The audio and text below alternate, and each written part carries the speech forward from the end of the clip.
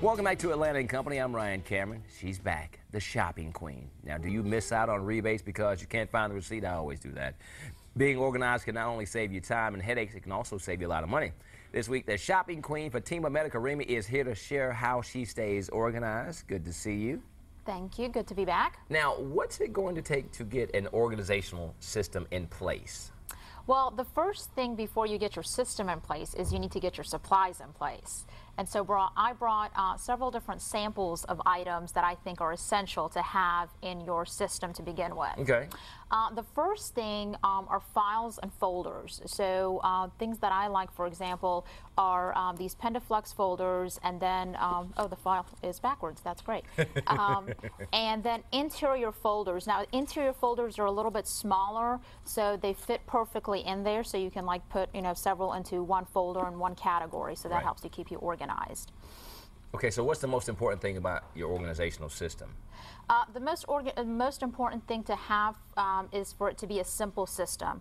I sort of compare it to every day you know where your toothbrush and toothpaste are, so you don't even think about it, you do it. And it's the same thing that you want to do with your organizational system. It needs to be simple and the same place every day, so you do it without thinking about it. If you make it too complicated, try to be too organized, then in reality it's probably not going to happen. Okay, so what are the supplies that we need to get started?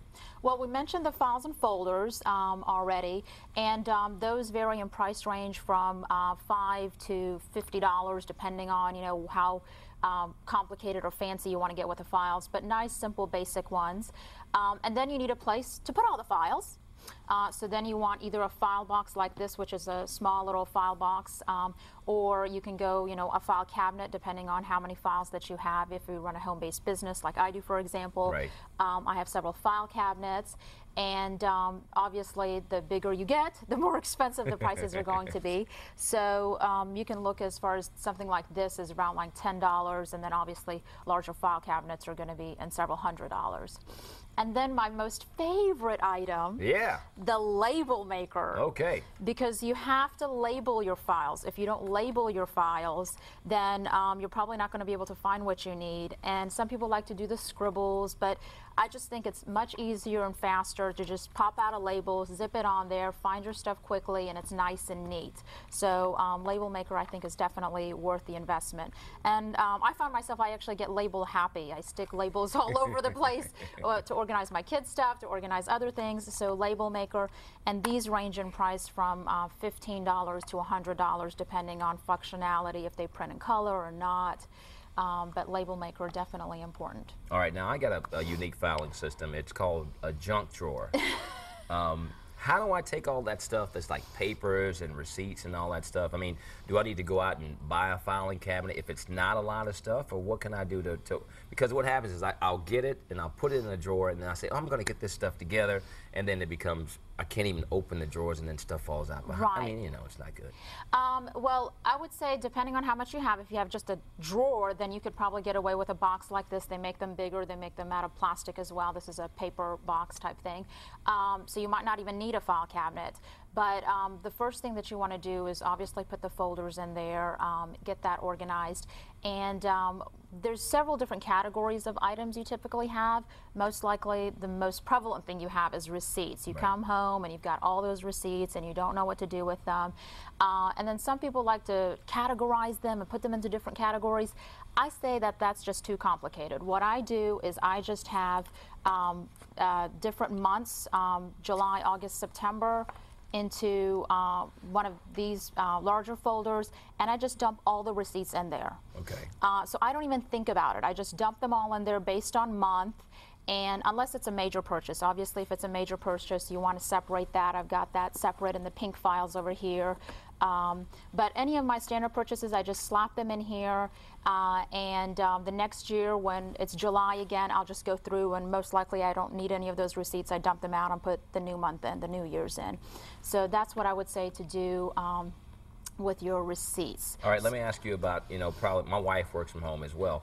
What she considers to be one of the most important items is the shredder. Yes. Talk about why that is so important. The shredder is becoming more and more important in American society these days. especially with identity theft being the fastest growing crime in the United States. So you definitely want to take advantage of shredders and protect your identity. Whether there's credit card applications that come in the mail or papers that you no longer need, is you want to shred them. And most of the shredders out on today's market are either the cross-cut or diamond cut shredders, as they refer to them. But you don't want to do any of the strip shredders, because people can tape those back and they can become whole again. So you want to look for a shredder that does the diamond cut or the cross-cut. And the prices vary anywhere from like $20 to $100, depending on how many sheets they cut, as well as if they cut CDs, DVDs, credit cards. So the more functionality. So those are actually, there's shredders that actually cut that kind of stuff? Yes, there's shredders. Yeah, the heavy-dutier shredders, actually do cut those types of items as well. Obviously, now, are they more expensive? Those are obviously going to be more expensive as well. Okay. And there's one thing that I have in my household that when we did have children, we changed over, is the touch-sensitive shredders. So if a child does touch with their fingers around the shredder area, it will turn off. So for families that do have young children in their homes, they might want to consider looking at those touch-safe shredders, because those are very important. Okay, let's talk about tax documents. How can we stay caught up before April? That's the key. This is very similar to something that I already have. This is what a tax folder is, and you just open it up, and it's expandable, and it has several different categories. So you use your label maker and you label each section, you know, like your taxes, your backup documents, or however you want to categorize this, so that in February I just hand this over to my accountant ready to go. And she says I'm one of the few clients that is actually this organized to hand her this. But this also saves me money, because she doesn't have to hunt around, she doesn't have to ask me for things, and I just do it throughout the year. When, you know, I pay my car taxes, I put the receipts in here. When I pay my real estate taxes or whatever, I just go ahead and make a copy and put it in here. So whenever you have a document relating to taxes, just make a copy, put it in here, and suddenly, you know, when you get your W-2s, 1099s in February, you just add them in here and you're done. You're ready to turn it over to your accountant without having to go and hunt down all the information. Well, great tips as always, the Shopping Queen. Thank you very much for coming back on the show. Thank you. All right, now, if you need more great time and money-saving tips, ideas, and coupons, visit the Shopping Queen's website at theshoppingqueen.com. Now, up next on